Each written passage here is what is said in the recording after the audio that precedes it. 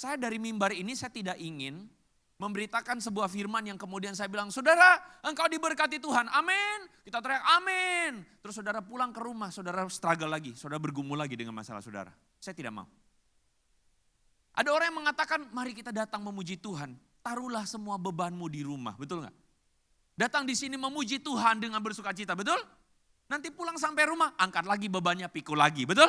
Jadi orang Kristen yang sebentar kudus, sebentar kudis, enggak mau. Saya ingin kita jadi orang Kristen yang ketika kita datang dengar firman, firman itu mengubah pikiran kita, mengubah hati kita. Sehingga kita pulang ke rumah, kita melihat masalah kita tidak seperti waktu sebelum kita dengar firman. Amin.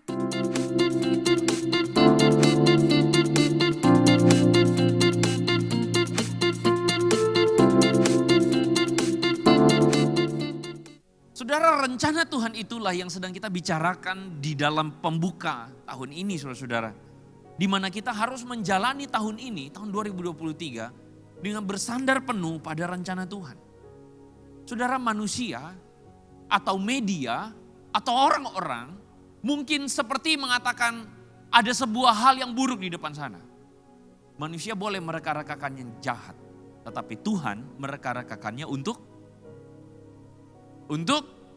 kebaikan.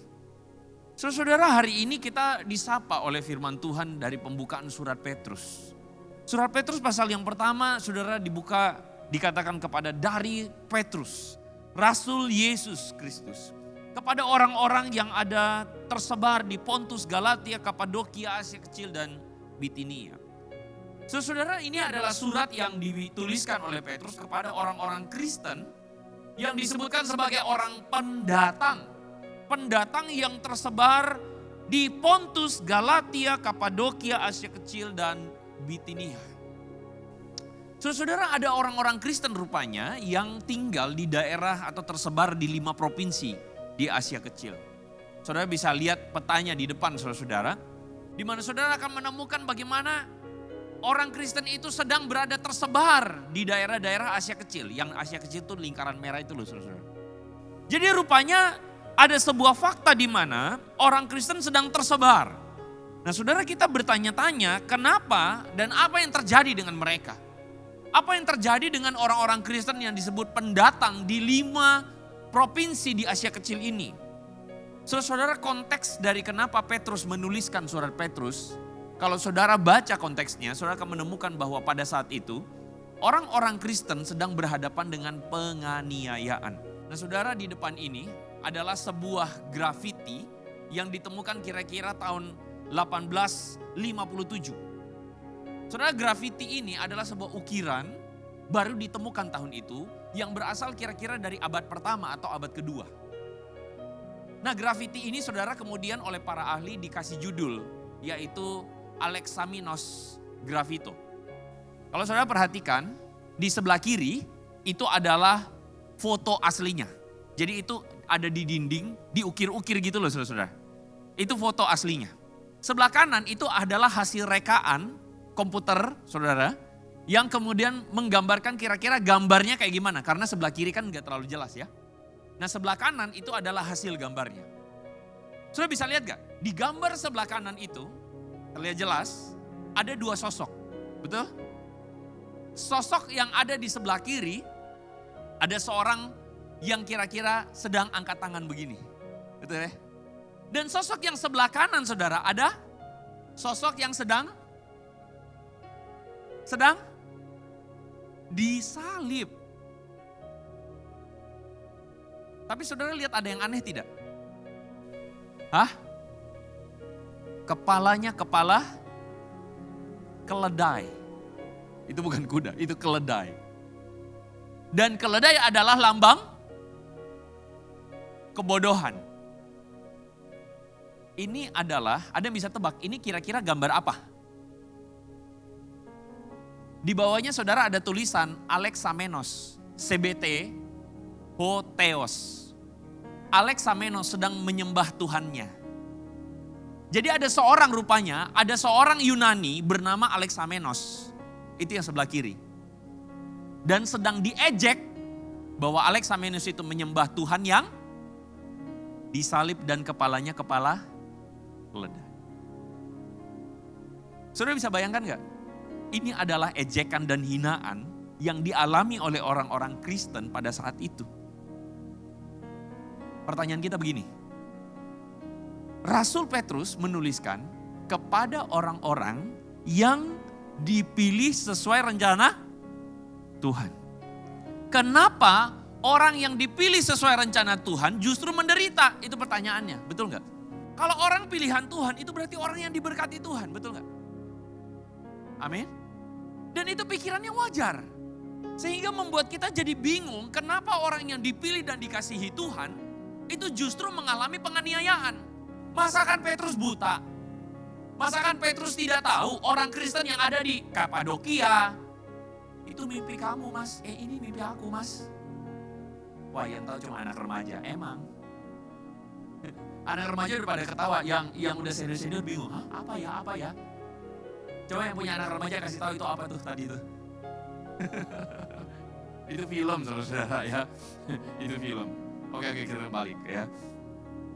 Apakah Petrus tidak tahu orang-orang yang ada di Bitinia, Kapadokia, Asia Kecil sedang menderita? Apakah Petrus buta? Apakah Petrus sedang ngawur? Apakah Petrus sedang mimpi? Mengatakan bahwa hei kamu dipilih Tuhan. Tapi apa perasaan orang-orang Kristen di sana? Kami menderita Bambang, kan begitu kan ya mungkin ya. Maaf yang namanya Bambang, saya kadang suka ngomong nama Bambang, saudara. Kami menderita, masa kamu gak lihat? Kami sedang menderita sengsara, masa kamu gak lihat? Kadang-kadang anak remaja kita bete. Bete-nya kenapa? Lagi struggle dengan ujian kimia, ya. Lagi struggle dengan mau pergi ke kuliah kemana, saudara-saudara. Lagi bingung dengan ini. Datang kepada orang tua, kenapa sih kamu susah-susah? Udah kamu doa aja. Bener? Gimana perasaannya anak-anak remaja? Bete kan? Yuk gak tahu apa perasaan gue kan gitu kan ya. Papa mama gak tahu perasaan saya. Gitu kan ya. Kadang-kadang saudara-saudara kita merasa struggle dan bergumul dengan pergumulan kita, ketakutan, kekhawatiran, permasalahan kita. Dan kadang-kadang kayak orang kita merasa kayak kamu gak ngerti aja. Teman-teman, saudara-saudara bisa nggak orang-orang Kristen yang ada di 5 kota pengungsi itu, pendatang itu, ngomong begitu sama Petrus? Bisa nggak? Bisa lah. Mereka seakan-akan bisa bilang begini, Petrus you ngomong apa sih? You nggak ngalamin apa yang kami alamin. Meskipun Petrus sebenarnya ngalamin, saudara di Yerusalem. You mengatakan kita dipilih Tuhan, kenapa dipilih Tuhan? Apa dasarnya you bilang saya dipilih Tuhan, sedangkan saya menderita? Apa salahnya you bilang bahwa kami itu dikasihi Tuhan, sedangkan kami merasa bahwa kami sedang ditindas? Apa itu berkat? Apa itu dikasihi Tuhan? Saudara-saudara, kita berhak untuk ngomong bahwa kok kayaknya Tuhan sepertinya cuman bluffing. Apa sih bluffing?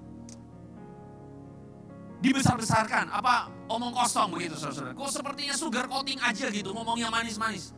Saudara enggak. Saya dari mimbar ini saya tidak ingin memberitakan sebuah firman yang kemudian saya bilang, saudara engkau diberkati Tuhan, amin. Kita teriak amin. Terus saudara pulang ke rumah, saudara struggle lagi, saudara bergumul lagi dengan masalah saudara. Saya tidak mau. Ada orang yang mengatakan, mari kita datang memuji Tuhan. Taruhlah semua bebanmu di rumah, betul gak? Datang di sini memuji Tuhan dengan bersuka cita, betul? Nanti pulang sampai rumah, angkat lagi bebannya, pikul lagi, betul? Saudara, saya tidak mau. Saya tidak mau kita jadi orang Kristen yang demikian. Saya tidak mau kita jadi orang Kristen yang sebentar kudus, sebentar kudis. Enggak mau. Saya ingin kita jadi orang Kristen yang ketika kita datang dengar firman, firman itu mengubah pikiran kita, mengubah hati kita. Sehingga kita pulang ke rumah, kita melihat masalah kita tidak seperti waktu sebelum kita dengar firman. Amin. Itu poinnya. Saudara, maka kita bertanya, apa itu dikasihi dan diberkati Tuhan? Matius pasal yang ketiga ayat 17. Ini adalah cerita tentang Yesus yang dibaptis.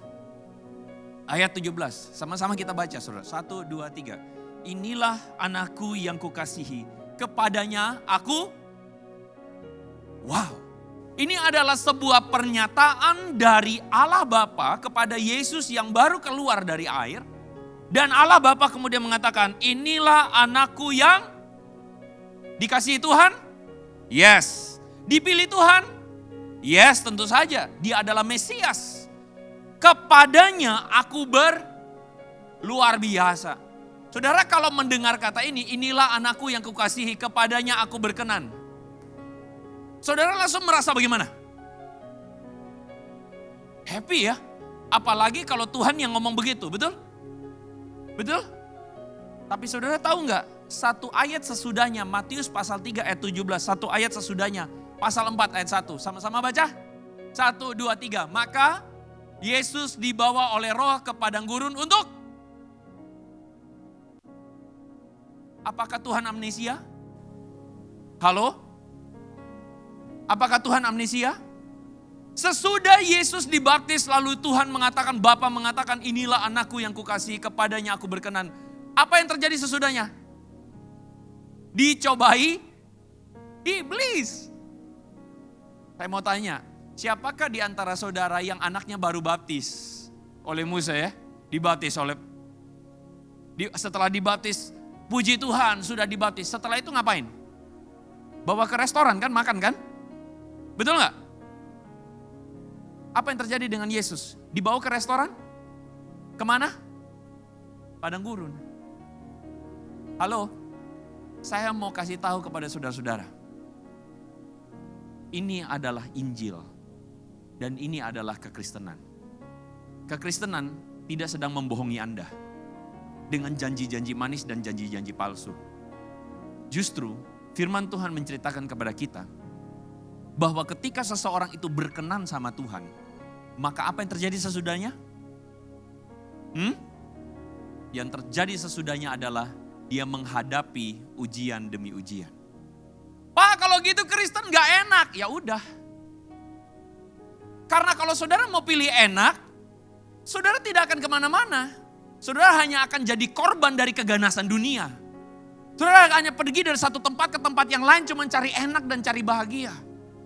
Tetapi kekristenan sedang realistis dengan realita dunia ini. Bahwa dunia ini, siapa sih yang hidupnya tanpa masalah? Apa penyebab kematian di seluruh dunia? Hah? Ada yang ngomong dosa ya? Rohani banget jadi orang.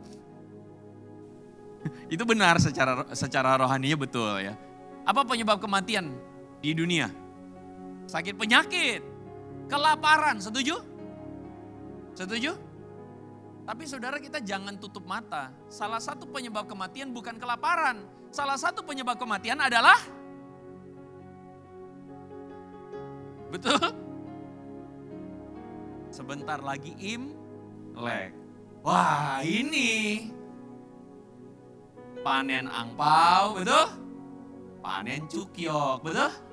Nah, siap-siap obat kolesterolnya, obat darah tinggi, stok dari sekarang. Amin.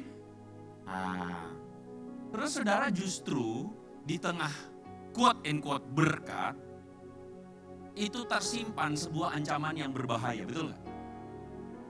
Sebagian orang justru mati bukan karena kelaparan, tapi sebagian orang mati justru karena kegendutan. Waktu saya ngomong ini saudara saya sadar diri. Terakhir kali saya khotbah di tempat ini tidak seperti ini saudara ya. Jadi mohon maaf selama Imlek saya menutup kesempatan untuk saudara mengirimkan saya cukyok ya. Ya saya tahu juga gak bakal dikirim.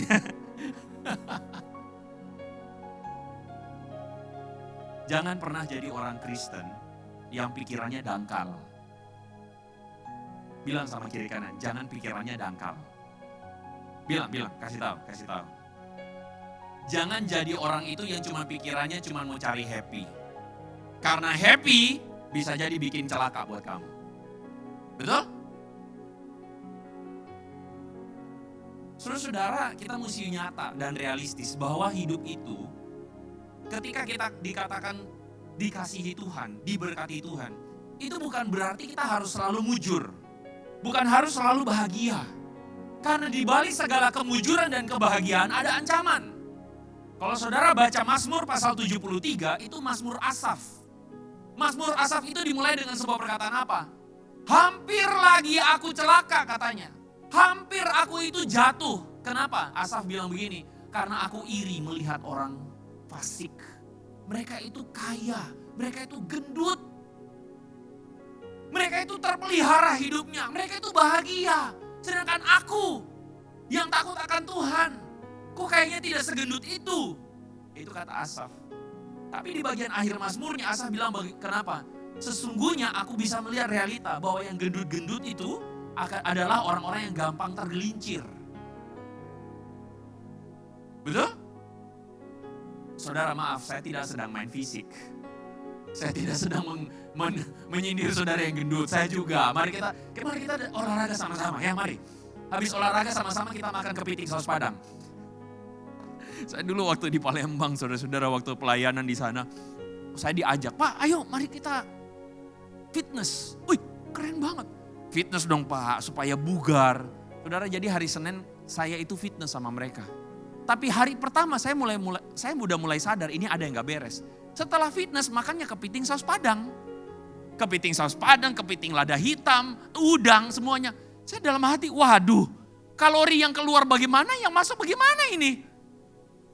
Jadi lebih parah lagi saudara ya. Mari sama-sama kita baca firman Tuhan ini. 1, 2, 3. Karena Tuhan menghajar orang yang dikasihinya. Dan ia menyesah orang yang diakuinya sebagai anak. Jika kamu harus menanggung ganjaran, Allah memperlakukan kamu seperti anak. Di manakah terdapat anak yang tidak dihajar oleh? Ini bukan ayat yang memberikan sebuah penegasan bahwa saudara boleh pukul anak. Bukan. Bukan ya. Ini bukan ayat yang mengatakan tuh kan berarti saya boleh tempeleng anak saya. Bukan. Mohon maaf ya. Bertobatlah para bapak-bapak, ibu-ibu, suami-suami yang mau pakai tempeleng. Bukan itu. Tapi ayat ini sedang mengajarkan kepada kita bahwa Tuhan itu kalau sayang sama kita, maka Dia itu sedang membentuk kita. Amin. Dan itulah berkat Tuhan. Kalau Tuhan sayang sama kita, Tuhan itu tidak akan membiarkan kita happy-happy terus. Hari ini saudara-saudara ada banyak orang tua yang komplain. Aduh Pak, anak saya kerjaannya main HP melulu. Ditanyain main HP melulu. Kemana-mana main HP melulu. Saya sampai pusing begitu kan ya. Sekarang saudara saya tanya. Kalau orang tua itu sayang sama anaknya, apa yang orang tua itu lakukan? Hah? Diapain? Dibatasin, betul nggak? Bahkan kalau perlu HP-nya diambil, betul? Tetapi seorang anak yang tidak bisa memahami mana yang benar, mana yang salah, cuman bisa duduk lalu ronta-ronta, kan gitu kan? Betul nggak? Tapi kalau anak saudara dewasa, maka anak saudara tahu bahwa ketika HP-nya diambil, itu artinya papa dan mama sayang saya. Amin. Anak-anak kemudian protes, enggak kok, justru mereka juga main game melulu. Wah lebih parah, bertobatlah kita sama-sama. Amin. Tapi ketika anak itu diambil HP-nya, itu artinya orang tua sayang dan peduli. Karena Anda pasti sebagai orang tua tidak akan bisa membiarkan anak saudara main game melulu. Jadi apa dia nanti? Betul nggak?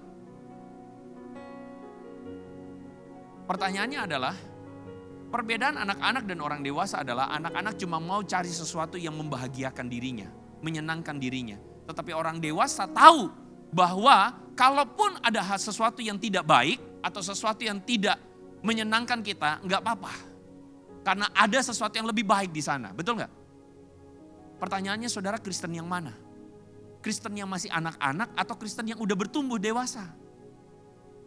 Saudara, kalau kita melewati tahun 2020, 2021, 2022, mentalitasnya anak-anak saja, sedikit-sedikit saudara-saudara mengeluh, merasa Tuhan jahat, merasa Tuhan itu tidak baik. Saya sudah doa kenapa Tuhan begini, kenapa Tuhan begitu. Saudara mari berubah, amin. Mari berubah, mari bertumbuh. Katakan sama-sama dengan saya, bertumbuh. Bilang sama kiri kanan, ayo jadi Kristen yang bertumbuh. Yes, itu saudara-saudara. Karena berkat Tuhan adalah ketika Tuhan itu menghajar kita. Sekali lagi, bukan habis ini doa Tuhan hajarlah aku. Jangan saudara ya. Aduh kalau Tuhan hajar tuh. Tapi jika memang Tuhan harus bentuklah. Amin. Kalau memang Tuhan harus hajar, hajarlah Tuhan. Tapi Tuhan jangan kita jadi cari masalah saudara-saudara ya. Kita semua tahu bahwa di dalam tempaan itu ada berkat. Emas itu tidak akan pernah jadi emas kalau dia tidak betul-betul dididihkan saudara-saudara. Sampai betul-betul murni, meleleh, panas. Kadang-kadang ada orang Kristen yang tidak tahan kalau kena panas. Iya Pak, cuaca Jakarta lagi panas belakangan. Bukan itu maksud saya, bukan. Panasnya ini maksudnya adalah ketika saudara sedang hadapin situasi hidup yang tidak menyenangkan. Situasi hidup yang tidak mudah, pekerjaan yang mungkin lagi bermasalah. Atau mungkin situasi relasi yang mungkin sedang tidak baik. Hadapi itu saudara-saudara. Hadapi itu dengan penuh takut akan Tuhan. Hadapi itu dengan penuh kesetiaan. Hadapi dengan percaya Tuhan, saya mau setia di dalam segala proses ini. Itu mentalitas yang harus kita punya di tahun 2023. Karena kalau saudara masih punya mentalitas yang sama di tahun 2022, 2021, 2020 bahkan dari dulu. Waktu jadi Kristen sampai sekarang masih sama saja. Saya mau kasih tahu, 2023 tidak akan berarti apa-apa buat saudara. Ada orang-orang Kristen yang sedang diberkati Tuhan, dibentuk Tuhan, jadi kuat. Ada orang-orang Kristen yang dibentuk Tuhan, disayang sama Tuhan, makanya dikasih saudara-saudara ujian demi ujian supaya makin kuat, makin setia, makin teruji. Tapi anehnya ada orang Kristen yang tidak lulus-lulus ujian. Saudara mau yang mana? Coba tanya kiri kanan, saudara mau yang mana? Kamu mau yang mana? Mau yang mana?